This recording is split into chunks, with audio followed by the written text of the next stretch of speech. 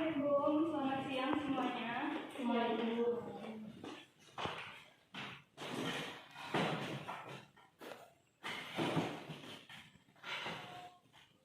Oke, sebelum ini pastikan dulu kebersihan di lingkungan kita. Apakah sudah bersih semua?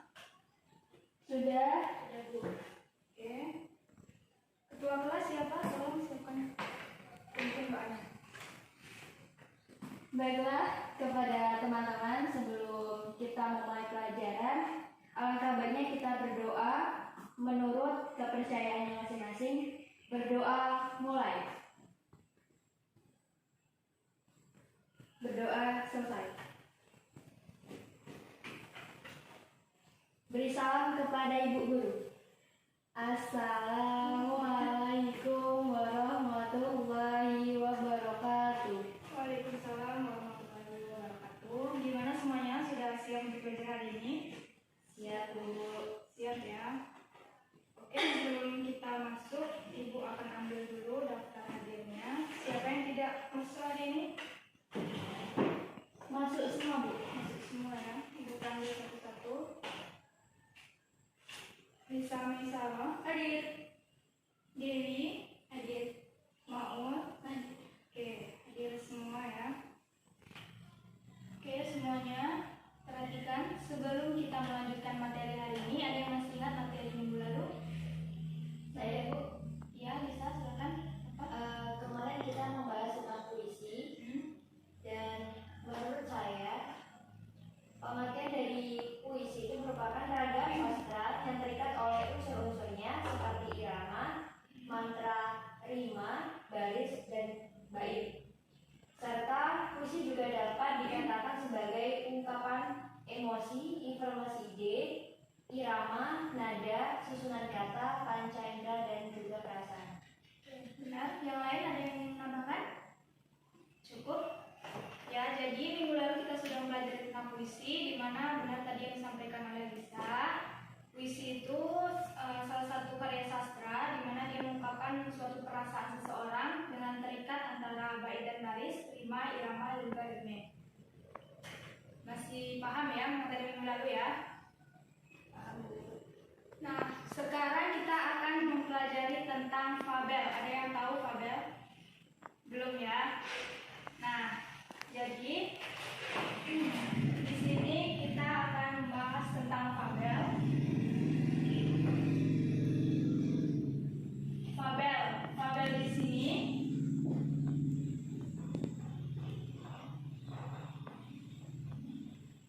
pengertian fabel. Fabel adalah salah satu karya sastra yang berbentuk cerita narasi tradisional, di mana dalam cerita fabel di sini tokohnya dijalankan oleh binatang. Di cerita fabel di sini tadi, dia tokohnya adalah hewan atau binatang, di mana dia mempunyai sifat seperti layaknya manusia dan mempunyai sifat baik dan buruk, jahat maupun baik. Nah, selanjutnya cerita fabel juga mempunyai struktur.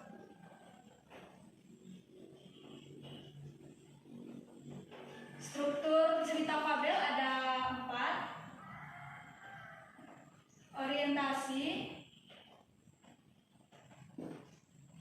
ada resolusi, komplikasi maksud Ibu. Kemudian resolusi dan koda. Orientasi di sini dia adalah awalan atau latar belakang dari cerita fabel. Biasanya di orientasi di sini dia menjelaskan tentang bagaimana watak dari tokoh. Intinya dia menceritakan tentang awalan atau pendahuluan dari sebuah cerita fabel tersebut. Nah, kemudian komplikasi. Nah, komplikasi di sini adalah yang paling penting dia paling penting untuk cerita fabel. Di mana di komplikasi di sini adalah dia berisi tentang masalah. Di sini masalah komplikasi. Kemudian ada resolusi. Apa itu resolusi? Resolusi di sini adalah solusi. Di mana setelah cerita fabel mendapat komplikasi atau masalah, maka selanjutnya akan terdapat solusi untuk menyelesaikan masalah dari cerita ini. Nah, yang terakhir ini ada koda. Koda sama dengan amanat. Di mana dalam sebuah cerita pasti akhirnya akan terdapat sebuah amanat yang akan disampaikan oleh pendengar maupun pembaca. Mengerti? Ada yang ditanyakan sebelumnya? Mengerti. Nah, yang ketiga itu ada ciri-ciri fabel.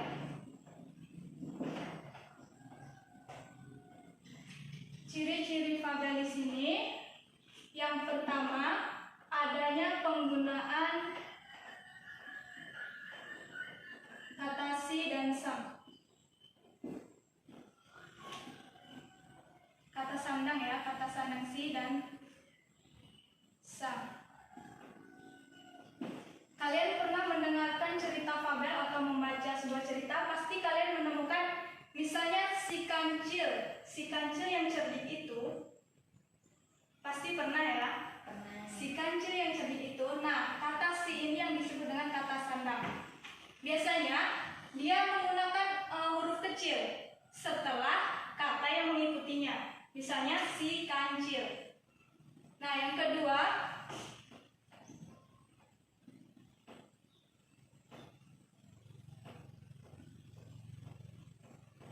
adanya penggunaan waktu ataupun tempat.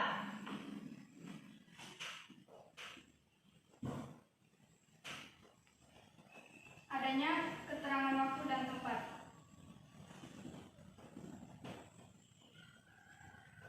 Pasti di dalam sebuah cerita fabel, di sana akan menjelaskan atau memaparkan keterangan waktu dan tempatnya. Biasanya keterangan waktu di sini diawali dengan kata pada. Misalnya, pada suatu hari, pada hari itu pasti selalu ada awalan pada. Kemudian di keterangan tempat, pasti ada kata depan di. Misalnya, tempat di sungai itu si kancil sedang melompat. Nah, seperti itu. Nah, yang selanjutnya, ciri-ciri yang selanjutnya yaitu adanya penggunaan kata hubung.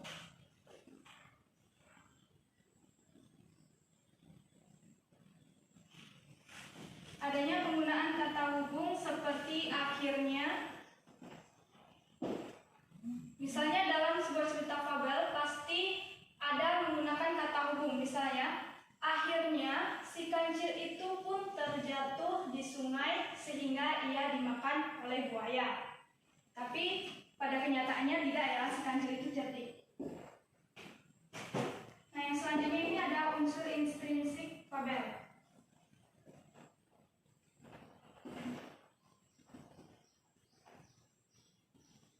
Unsur intrinsik fabel di sini yang pertama ada tema. Ada yang sudah pernah mendengar tema dalam sebuah unsur intrinsik, misalnya cerpen? Bisa? Tema itu merupakan ide pokok. Ya. Ada Atau lagi? gagasan utama. Ya, tema di sini adalah suatu ide pokok atau gagasan utama di mana dia akan menjabarkan dari sebuah cerita. Yang kedua, ada tokoh. Tokoh sudah tahu? Apa itu tokoh? Ada yang sudah tahu tokoh? Tokoh adalah dia yang menjalankan atau di dalam sebuah cerita fabel, misalnya ada binatang, kelinci, buaya. Nah, tokohnya adalah kelinci dan buaya tersebut. Yang ketiga di sini ada alur atau plot. Alur atau plot ada yang sudah tahu? Jalan cerita. Ya, alur atau plot di sini adalah jalan cerita dari suatu cerita fabel. Yang keempat ada latar atau setting. Latar atau setting? Ada yang tahu? Tempat. Ya, latar atau setting di sini adalah tempat di mana suatu terjadi. Latar atau setting adalah di mana tempat terjadinya suatu peristiwa tersebut. Yang terakhir di sini ada gaya dan nada. Di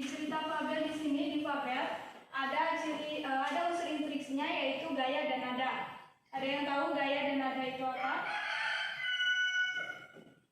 Sebelum Ibu jelaskan, ada yang sudah tahu? Tidak ada. Gaya di sini adalah seperti penulisannya. Cerita fabel menarik jika gaya penulisannya itu baik, gaya penyampaian itu baik. Gaya penyampaian di sini bisa disebut dengan diksi atau pilihan kata. Jadi pilihan kata yang baik akan membawa cerita fabel tersebut menjadi menarik.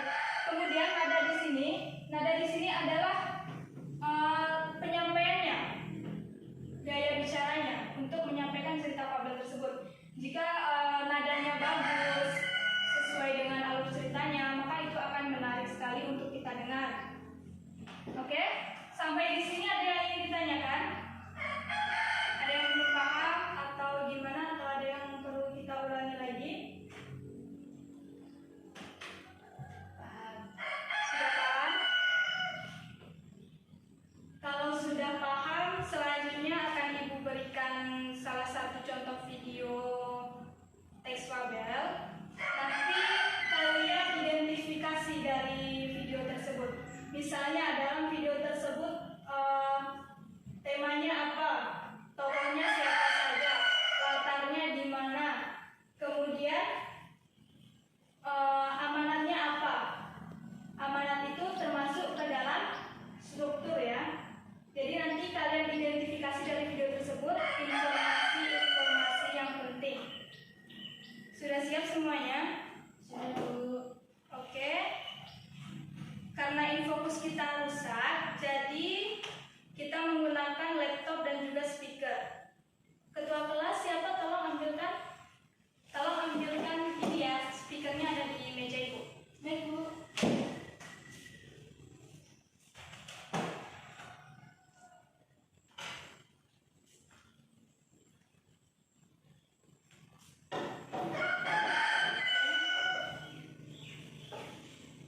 Tolong nanti videonya disimak dengan baik ya, karena nanti tugas selanjutnya Ibu minta untuk menceritakan kembali ke depan secara bergantian.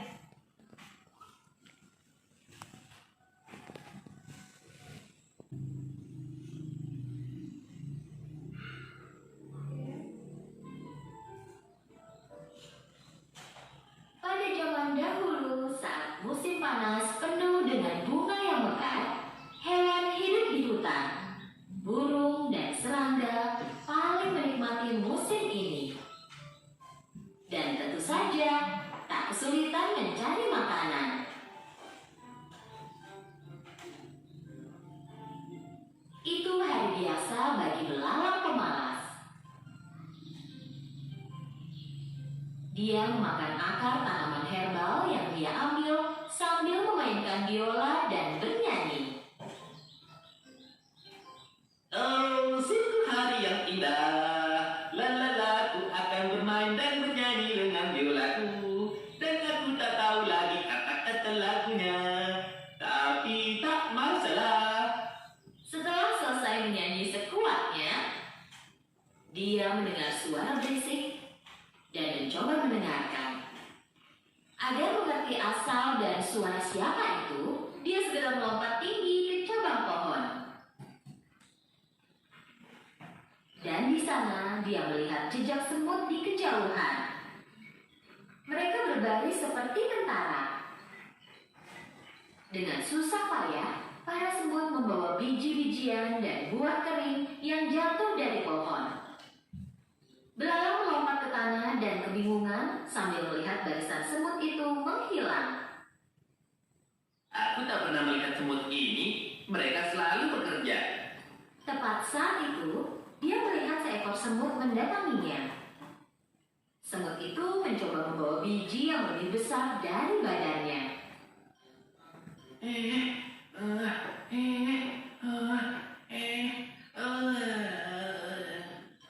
Saat akan melewati belalang, semut itu menjatuhkan biji yang dia bawa. Sebenarnya dia perlu istirahat. Belalang menatapnya dengan mata hampa. Apa kau pindah ke suatu tempat? Bukan. Jangan bilang kalau bakal datang bencana. Apa itu alasan kau melarikan diri? Bukan. Kalau begitu boleh kutanya kau sedang apa?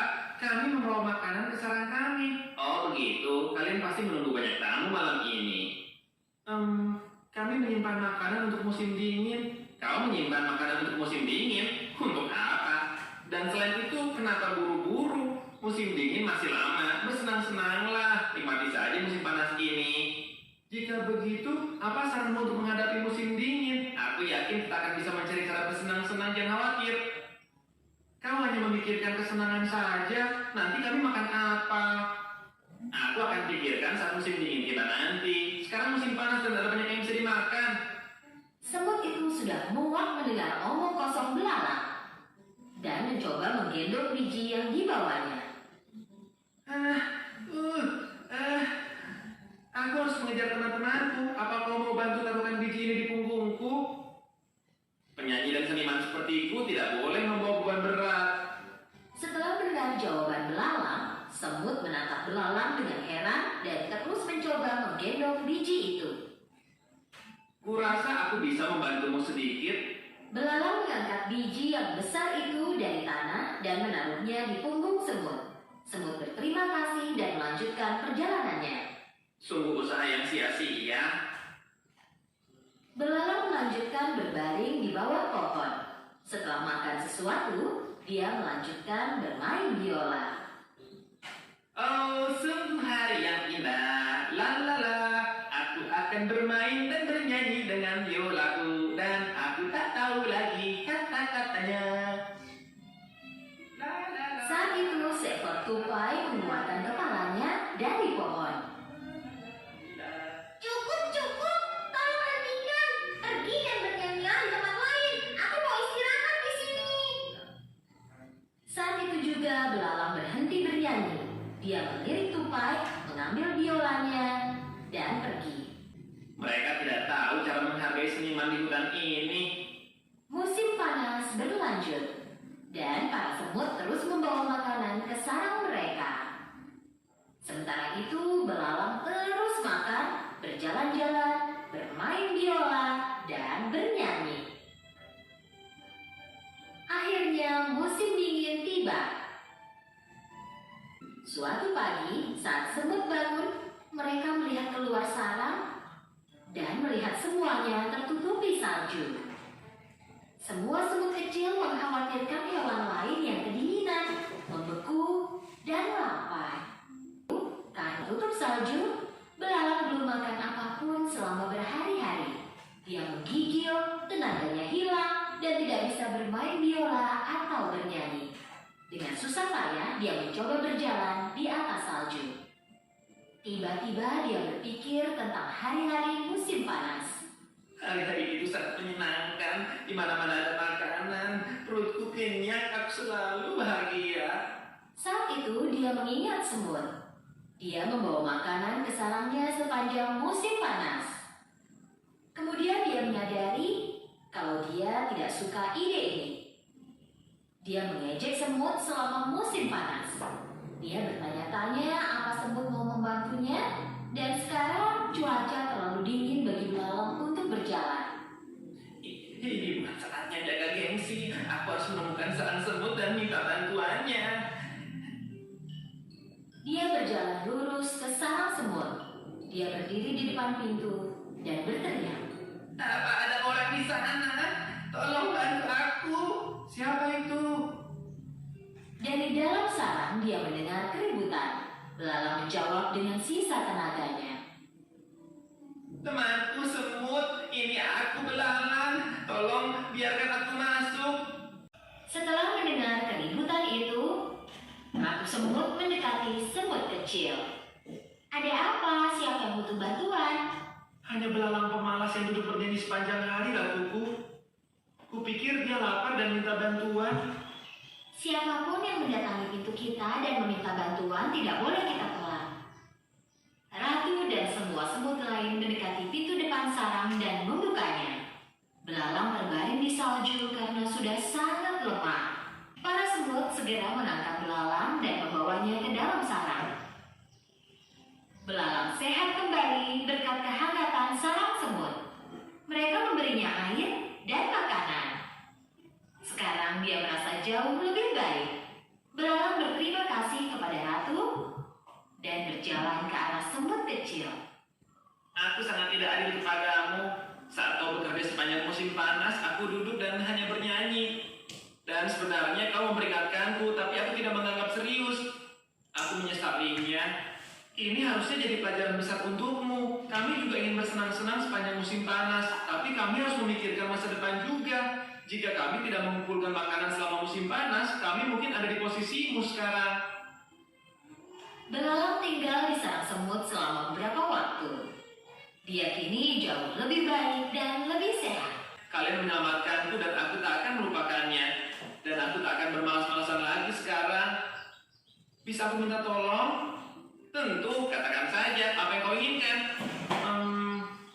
Saat musim panas, mungkin kau bisa belajar bermain biola dengan benar dan membuat hewan lain bahagia.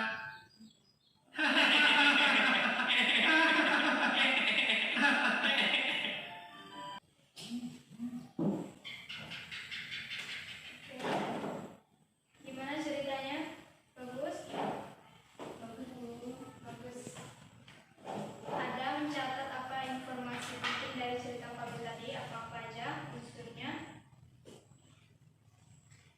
Kira-kira siapa aja tokoh dari cerita fabel tadi? Ada si belalang, semut, dan juga Tupai. Ya, tadi ada 3 tokoh ya. Ada belalang, semut, dan juga tupai. Nah, kemudian kira-kira apa amanat yang bisa kita terima dari cerita fabel? Apa pesan yang disampaikan oleh pengarang ceritanya? Ada yang tahu? Ada? Coba. Kira-kira apa pesan yang bisa kita terima? Atau apa saja pesan yang disampaikan oleh pengarang? Ada yang tahu? Oke, Ibu jawab saja. Jadi cerita yang disampaikan oleh ini pengarang yang judul semut dan belalang. Jadi pesan yang kita dapat di sini atau amanat yang kita bisa petik dari cerita fabel ini adalah kita tidak boleh bermalas-malasan. Ada yang ingin atau mau menjadi seperti belalang tadi, dia malas-malasan, akhirnya dia sendiri ya. Ya. Oke. Sudah tahu ya, jadi siapa saja tokohnya tadi. Kemudian jalan ceritanya, kira-kira apa? Maju atau mundur?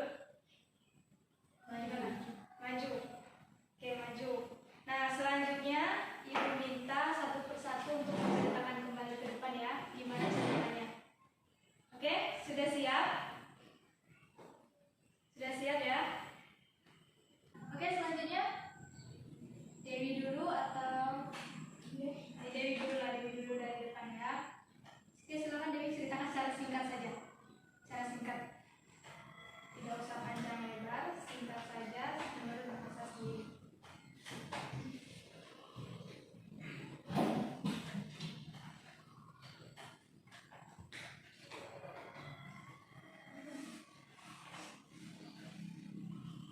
pada suatu hari hiduplah seekor belalang yang malas. Belalang itu pekerjaannya hanya memainkan biola dan bernyanyi setiap hari. Dan pada suatu saat ada semut yang sedang mencari makan dan berbaris dengan rapi.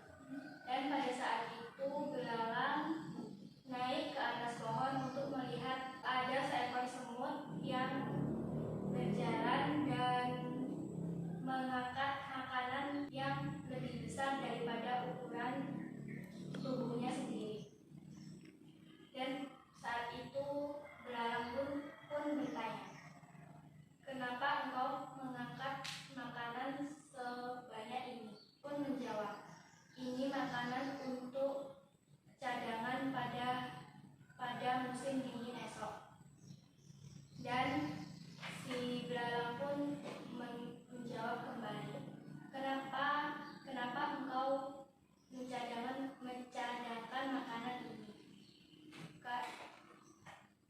Ini kan musim panas, kita bisa mencari makanan pada saat ini dan bisa bersenang-senang pada musim panas ini." Lalu semut pun menjawab, "Kita harus memikirkan masa depan." Lalu semut pun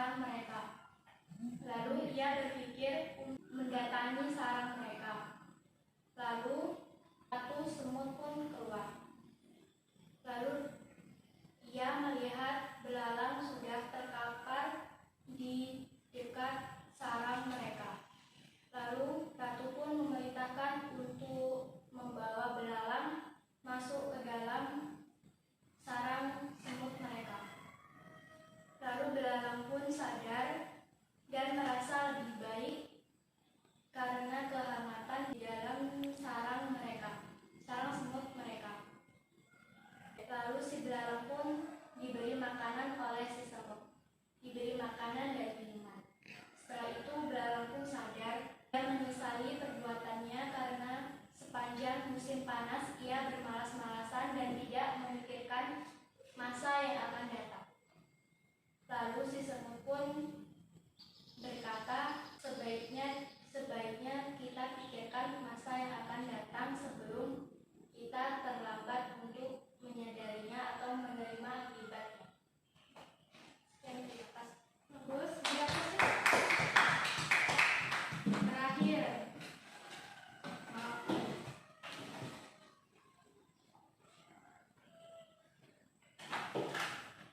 Pada zaman dahulu kala, semut dan seekor belalang. Belalang adalah hewan yang paling pemalas dan sehari-harinya ia hanya bermain biola dan bernyanyi.